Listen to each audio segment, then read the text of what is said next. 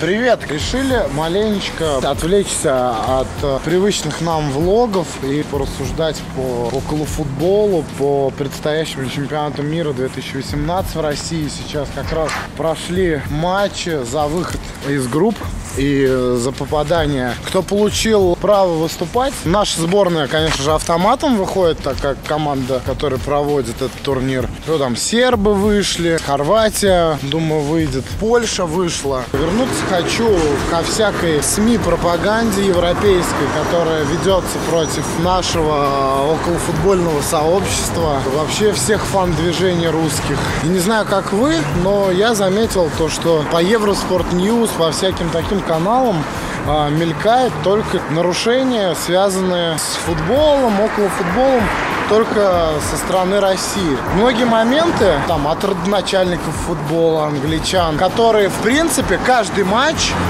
как у них это и было всегда, так и есть. Всегда есть стычки, абсолютно всегда. Конечно, они стали менее агрессивными. Раньше было это на уровне серьезном, грубо говоря, в 60-е, 70-е годы, когда все зарождалось, там просто бешеный процент составляющей трибуны каждого стадиона состоял из активно действующих футбольных хулиганов. Ну, грубо говоря, процентов 70 любителей футбола, скажем так, были заряжены подраться. Естественно, в ходе того, что происходило на протяжении долгих лет в Англии, а проходило там, сопровождались принципиальные матчи, все дерби, очень серьезными беспорядками, порой и с летальным исходом. Были случаи в Англии в 80-х годах, где женщину убивали. Никуда, в принципе, насилие-то не ушло с улиц английских. Да, люди получили пожизненную дисквалификацию. Они искоренили большую часть с трибун. Но, опять же, за стадионом там не брезгуют аргументами абсолютно. Все мы прекрасно помним те же беспорядки в Марселе, где без разговоров там летели бутылки сразу же со стороны англичан. Ну и, в принципе, это всегда было и есть. В пабах кружкой получить в щи за мило дело. Что мы поимели, когда узнали то, что Россия будет проводить чемпионат мира по футболу? Естественно, сразу же начался сломанный телефончик среди всех фанатов, то, что будут по-любому весь движ искоренять правоохранительные органы. Наверное, лет 6 известно то, что мы проводим чемпионат мира. Уже задолго до этого люди понимали то, что если и останется что-то от движения, то это какие-то там вообще понты. Многие подходили, серьезные люди ушли в тень. В Москве, в Питере 1000 лет не видел, чтобы просто даже проходы были до стадиона перед принципиальными играми. Ну, чтобы вот такого грандиозного, как это было раньше, с перекрытиями улиц, да, мне это пиздец как нравится. Это же не просто так, что люди решили это все завязать. Естественно, завинчиваются гайки в законах. За любое там собрание, за любой сбор, проход, это сразу же приравнивается к перекрытию дорожного движения. Сразу же выписываются нереальные штрафы. Несанкционированный митинг, если это просто. Если ты мутишь проход в городе, ты должен его согласовать со всеми властями, чуть ли не с мэром города. Ты должен заявить, какие у тебя будут плакаты. Ну все, по сути, перерастает в маразм. Все приходит к тому, что люди просто не хотят эти организовывать проходы, потому что там будет миллион камер, миллион сотрудников в штатском, и в любом случае кого-нибудь допримут. Но прямое доказательство — матч «Зенит-Анжи» в этом году, я просто был на нем в Питере в апреле. Мы хотели замутить проходки через заряжающих «Зенита». Хотели попасть на вираж, поснимать видосы. Ну там сходу, перестраховались все, чтобы не было прохода. Были под определенными причинами задержаны все заряжающие виража и, в принципе, дезориентированы все действия. Никакого прохода, естественно, не было организовано в тот день. Ну и такое, я думаю, в принципе, в каждом городе, в каждом движе мы видим сейчас. Это все печально. Понятное дело, то, что насилие там мешает правоохранительным органам, но сама визуальная поддержка, кому она мешает, люди некоторые там, многие, в том числе и я, этим жили, а теперь этого не, мало где увидишь, в общем. Взять там, допустим, матчи, какие раньше были у нас, дерби там просто с зажженными трибунами со всеми. Сейчас за Fire, ну, не меньше 10 тысяч точно за зажженный Fire, плюс тебе там еще есть вариант там и на 15 суток уехать. Опять же, человек работающий, допустим, я, ну и нахуя мне его нести на сектор, зажигать, если такой меня расклад ожидает. Опять же, в 2015 году дерби Спартак ЦСКА, первый дерби на арене мясной. Я был на этом дерби. Там был замес около гостевого сектора с туками. Просто я был в кепке, да, переодел кепку на панаму, и просто это стало причиной дальнейшего моего задержания просто. Я проебал поезд в Самару. Задержанных было более 100 человек. К чему я вообще этот вопрос поднял? Не к тому, чтобы там пожаловаться на что. Напрягает такая тема, то что обостряет ситуацию, сгущая краски, как у нас здесь, какие вурдалаки все, вандалы и убийцы. Впоследствии чего ебут-то нас за это, за все. И напрягают, и ужесточают законы. И без того уже в сложной ситуации приходится напрягать все дальше людей и убивать движение на корню уже. Доводить до того, что у нас сектор по провинции был довольно-таки вообще бодрый всегда. А теперь у нас просто, там не в обиду сказано, 20 детей стоит, которые не то что о фаерах думают. За матный заряд в сторону принципиального врага неприемлем даже, потому что, не дай бог, сейчас заберут и мамки позвонят. Ну, в принципе, такая ситуация распространенная. Очень много людей ушло с трибун. Никто не спорит то, что в дерби, в дни дерби есть драки. Ну, где-то там в лесах, в определенных местах, там, где вообще нет вариков, попасть под прицелы камер и так далее. Опять же, не сказать то, что в Европе везде сладко по этому поводу. Все прекрасно понимают, конечно же, в Европе не во всей все дозволено. Возьмем Польшу. Естественно, мы знаем, как там напрягают фанатов. Началось все, опять же таки, перед Евро 2012, которое проводилось в Украине и в Польше. Ужесточились законы, людей сажали в тюрьмы за полгода до чемпионата под предлогами. Мы все прекрасно знаем, кто такие поляки, и что на польском движе держится очень много бандитизма в стране. Парни там очень серьезные. В прошлые выходные должна была состояться в лесу массовая драка. Легия Варшава с Вроцлавом. Приехало пиздец сколько копов. Всех повязали. Всех переписали, всех засняли на камеру, всем раздали штрафы, а штрафы там, в принципе, нереальные вообще за это. Да, там есть серьезные проблемы в Польше. И у нас как бы тоже при определенных обстоятельствах поляки там, ненавидим русских, все дела, вот это вот, лабуда началась. Все, конечно, понимали там в определенных моментах, в нулевых годах, то, что поляки такие нехорошие, но они крутые, они дать могут пизды. Многие парни русские ушли с трибун и начали двигаться по польской теме. И по сей день там сидят в лесах и, да, делают потихоньку свои дела, драки какие-то, которые никто не видит. Те же злополучные журналисты BBC со всем известным фильмом «Армия русских хулиганов» Куром насмех попытались, да, заснять какой-то экшен. Мы снимали уже влог про это, то, что они пытались выйти на нас с целью заснять какую-то массовую драку возможную около стадиона. Они искали именно такое реалити-шоу, которое заснять можно и показать в Европе. Они этого не нашли. Ни в Самаре, ни в Москве. Поехали в Ростов, да, парни там с душевной добротой их приняли, не увидели подвоха и немного наткнулись сами на свои же грабли. Но все, что им удалось заснять даже в той ситуации, им как бы парни с Ростова тоже этого расклада не дали. Чего они ожидали? Это какой-то драки в городе. Они получили, да, драку совсем юных парней, там, проверку какую-то. Ну, вот все, что удалось заснять на данный момент про русский движ. Либо там по 1000-му разу смотреть видео с Марселя, где разгоняют англичан русские, наших 150 человек, из которых активных фанатов было, дай бог, 50. Вот остальные просто русские мужики, которые не хотели в стороне стоять. И там пару тысяч англичан, которые заполонили площадь, вот эту вот, швыряли в прохожих бутылки. что сказать. Машина СМИ работает против фанатов. В любом случае, против русских фанатов, против нас с вами, друзья. Естественно, мы все хотим красивые трибуны. Трибуны в огне. Мы выросли в дымах селитры, в прожженных куртках от фаеров. Но этого уже, к сожалению, нет. Заглянуть там на любое дерби итальянское, вроде как бы Рим, это вообще, все дороги ведут в Рим. Там проводятся дерби, некоторые люди как бы там в былые времена из Москвы толпами ездили на римское дерби Лацио, Рома, Рома, Лацио, для того, чтобы просто посмотреть вот этот весь ад, который происходит между правыми, левыми движами Лацио и Ромы. Там поножовщина, вот эта сплошная, там просто перекрытые улицы. Очень хороший товарищ мой гонял туда на дерби за Лацио. Он говорит, просто перекрывается улица, идет пиздец какое месиво. Все полностью заливаются газом. То есть и это как бы проводится в центре Рима, да, такие события. Проводится или проводили? Проводится, это как бы до сих пор каждое дерби сопровождается нереальными стычками. Было там, есть и будет. Далеко ходить не надо.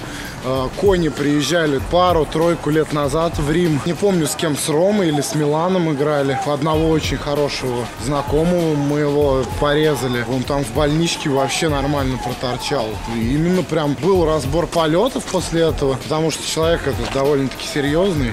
Приносили извинения фанаты итальянские, типа списывая все якобы на диких кузьмичей, на их. Там типа, это вот у нас кузьмичи дикие такие. Мы там нет, вроде не собирались там на ножах прыгать. Но такое есть, и это проводится на матчах Лиги Чемпионов. Дальше пойти турки, которые рвутся в Евросоюз.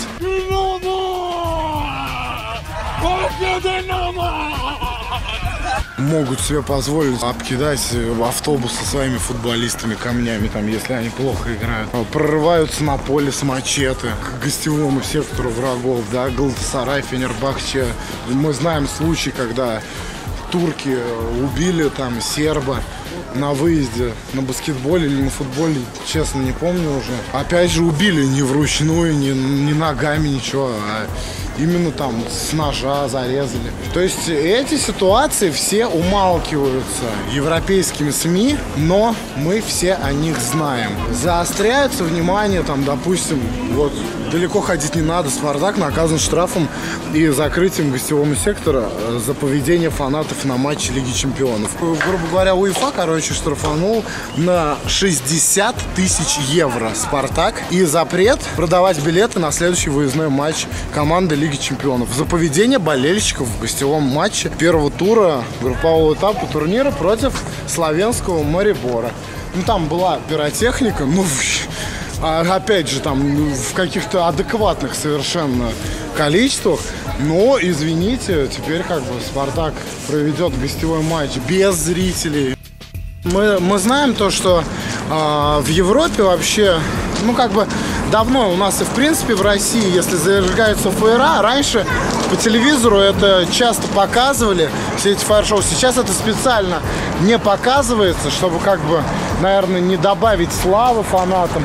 И в Европе то же самое. Но тут же в матче со Спартаком акцент сделали на этом, какие опять русские варвары приехали в Словению, тут вот что натворили. Я считаю, что это все несправедливо. Вне зависимости от цветов команды русских, я всегда буду на стороне своих парней, за кого бы они ни болели. Ведется конкретная пропаганда против русского фаната, и непонятно, чем может закончиться твоя поездка на евровыезд. Так что, парни, берегите себя, едьте на выезд за свою команду, оставайтесь с головой, думайте о последствиях. Допустим, 28 сентября, далеко ходить не надо, совсем недавно, Лига Европы, Герта Берлин против Остерсунд. Против кого-то играла в Лиге Европы Герта, где останавливался неоднократно матч за пиро. Я лично вообще нигде не видел, ни по каким новостям европейским. И уж тем более не слышал, что Герту там лишают матч какой-то без зрителей или что-то такое. Это все утаивается. Я ни в коем случае вообще не таю обиду на европейских фанатов. В любом случае, для меня лично все фанаты, за исключением всяких турок и вот эту грязь, Мы все юнити. У меня человеческая обида затаивается именно на УЕФА, на всю эту мафию чиновников из УЕФА, которые именно наказывают в основном русских фанатов, делают акцент на этом и умалкивают о своих недочетах в Европе. Не так давно открылся новый канал на ютубе. Парень из Москвы, Кирилл Мяч и Пинта называется. Он наглядно показал, как можно попасть там за бугром на футбол и преодолев все кордоны досмотров. Одному богу только известно, что там можно пронести. Дубинку, кастет или ствол, там как в Бразилии это делают, со стволами вообще забегают на стадион, там порой стреляют. Собственно, как можно пройти на сектор? Не только о фаере каком-то идет речь, а вообще о чем угодно. Задается вопрос: так какого хера вы вообще лезете в нашу страну, если у вас у самих там полный пиздец творится? Если к бразильцам вернуться, вспомним чемпионат в Рио. То, что было в Бразилии, это просто полный пиздец. Это больше никак не назвать. Много знакомых ездило туда. Полиция местная, или как там у них это называется, вообще не знала, что делать. Как в Рио-де-Жанейро, там только в центре ништяки. Если ты уходишь в их трущобы, там все. Не исключается, что тебя просто убьют. Сколько видео в сети было, как там дергают всякие телефоны, видеокамеры там у туристов. Там грабеж на грабеже был. И опять же, в принципе, все довольны проведением там никого ничего не смутило. Все только боятся оголделых русских фанатов, то, что их здесь съедят просто. И всяческими способами запугивают потенциальных туристов, чтобы в нашу страну приехали. А если провести параллель с играми там в Рио том же, у нас был недавно Кубок Конфедерации, проводился. Кубок Конфедерации является репетицией перед чемпионатом мира. Обычно, как я знаю, проводят за год до чемпионата мира. Я как бы даже туда не сувался, потому что хотел, в принципе, съездить я в Сочи, в Казань, в Питер на игру сборной. Но что-то я не стал, потому что смотрю в ленте, в Инстаграм, всех прям пах, банят. Совпадение? Не думаю. То, что парни, которые когда-либо имели административки за хулиганство, они просто на стадион не попали. Очень жесткий контроль осуществлялся со стороны правоохранительных органов в этом плане на Кубке Конфедерации. Я думаю, то, что на чемпионате мира будет все еще жестче. У нас в городе не проводился, поскольку у нас стадион ни хера не достроили. А в Москве парни, друзья рассказывали то, что на Кубке Конфедерации эти команды-участники, там, короче, едут с автобус и коробка из гайцов, впереди едет заряженный СОБР, там вообще тонированный, или кто там это мог быть, я не знаю. Все очень серьезно проводилось, там ни о каких переворачиваниях автобусов, как в Турции и так далее, вообще речи не шло. Ну, естественно, никто даже и не думал ничего что-то мутить. Ну, по крайней мере, из моих знакомых, а знакомых у меня дохуя. Половина знакомых, если кто и ходил на Кубок Конфедерации, то это с абсолютно чистой репутацией. Если у тебя подпорченная репутация, то все, до свидули. На чемпионате мира будут думать то же самое будет, потому что там будут введены паспорта болельщиков, опять, как на Кубке Конфедерации. То есть ты заранее, во-первых, ты должен купить билет, и не факт, что ты по нему пройдешь, если ты добавишь. Ну вот мне кто-нибудь, допустим, сейчас подарит билет, вообще далеко не факт, что я попаду на чемпионат мира, потому что я могу не пройти на регистрацию болельщика. И могут просто-напросто заблокировать тебе вход на стадион, если ты не симпатичный по рамкам закона. Так что вот просто можно взять новости какие-то за последнее время. 3 октября Марокко, движняк на Кубке Марокко. Наиболее сильно пострадала полиция. 2 октября в Лебаноне, пожалуйста, ультрас против полиции. 28 сентября Лига Европы, Армада против Милана. 28 сентября Лига Европы, Кёльн против Цервена Звезда, движуха возле стадиона. 10 октября Босния и Герцеговина, фанаты в Эстонии отмечают невыход своей сборной на чемпионат мира 2018. Вообще эпичненько довольно-таки. Позавчера на матче Греция-Гибралтар греки между собой устроили зарубу на трибуне. У нас в России и я думаю, практически во всех странах нейтралитет действует между фанатами. Клубной вражды нет во время матчей сборных, но вот в Греции позавчера заруба такая ништяк была между Олимпиакосом и Панатинаикосом. Для меня лично самым эпиком было это вот в прошедшие выходные в Хорватии выложили в сеть заруб прям вообще там в низших лигах каких-то, там первая или вторая их лига.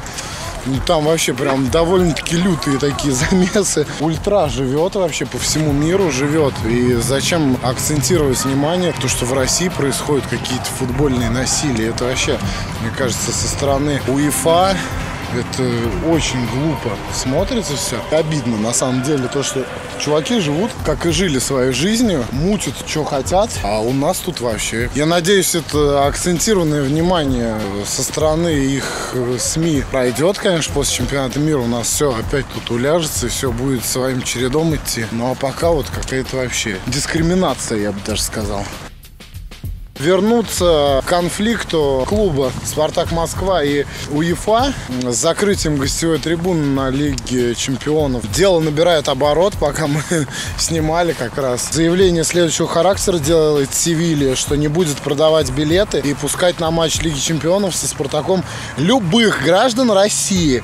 Люди российской национальности не могут покупать билеты и не будут допущены на стадион, говорится в ответе испанского клуба. То есть как бы мнимое «we are say no to расизм» вообще совершенно гибкое, скажем так, и двуличное. Для меня вообще непонятно, как может УЕФА там давать рекомендации, выходят футболисты «no to расизм» в футболках и как бы вот такие вот допускать, скажем так, такие коррективы со стороны клуба, европейского топового клуба Севилья, который все знают. И может быть я вообще просто русский, вот может быть я фанат Севильи вообще, вот может я с детства за Севилью болею, но потому что у меня русский паспорт, меня прям по-любому не пустят, потому что кто-то где-то зажег фаер.